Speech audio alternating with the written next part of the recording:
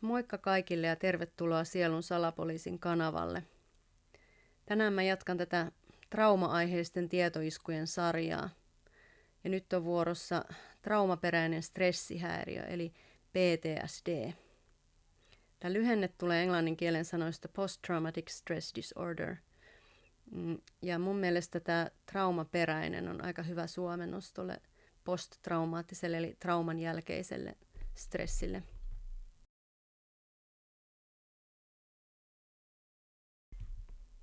Traumaattista kokemusta seuraa useimmiten sellainen akuutti stressireaktio, joka on siis ihan kehon normaali tapa reagoida siihen traumaattiseen tapahtumaan.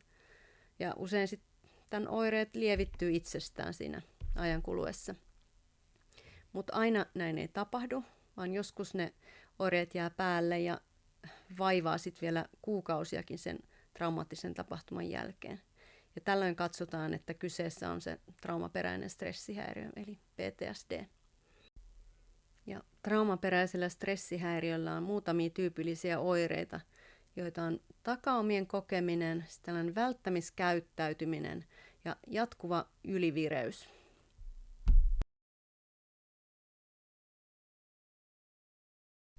Eli tälle traumaperäiselle stressihäiriölle on tyypillistä, että ne traumamuistot tunkeutuu mieleen väkisin. Eli ne voidaan kokea takaumina, mielikuvina, painajaisina. Ja usein niihin liittyy sellaista voimakasta ahdistusta ja voimakkaita kehollisia oireita, eli tällainen autonomisen hermoston aktivaatio. Esimerkiksi syke voi kiihtyä, voi hikoiluttaa. Ja näin ne oireet on voimakkaita ja huomattavia.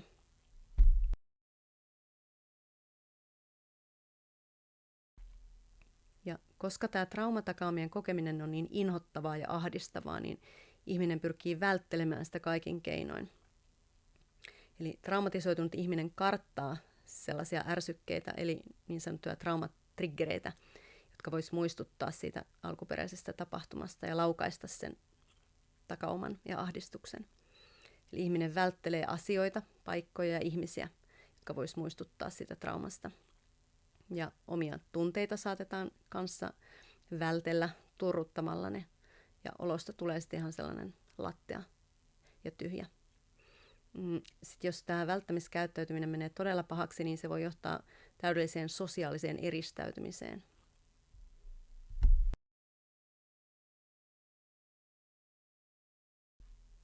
Sitten tämä kolmas traumaperäiselle stressihäiriölle tyypillinen oire on jatkuva varuillaan olo ja ylivireys. Eli ihminen ikään kuin skannaa koko ajan ympäristöään potentiaalisten uhkien varalta, ettei vaan mitään traumatisoivaa sattuisi enää uudestaan. Tämä on tosi kuormittava elimistölle, jos se jatkuu pitkään.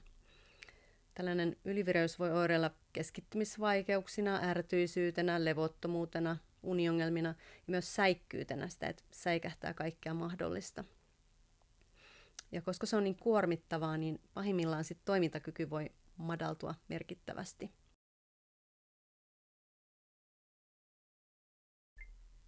Joo, eli yhteenvetona voidaan sanoa, että tämä PTSD eli traumaperäinen stressihäiriö aiheuttaa vaikeita oireita, johon tarvitsisi saada asiantuntevaa hoitoa. Mutta mun näkemys on se, että sitä ei täällä Suomessa oikein osata hoitaa tai tunnistaa tai ymmärtää. Mä teen tästä aiheesta sitten vielä erillisen osan tähän sarjaan. Mutta nyt tässä vaiheessa haluan kiittää sua katsomisesta ja palataan seuraavan videon parissa.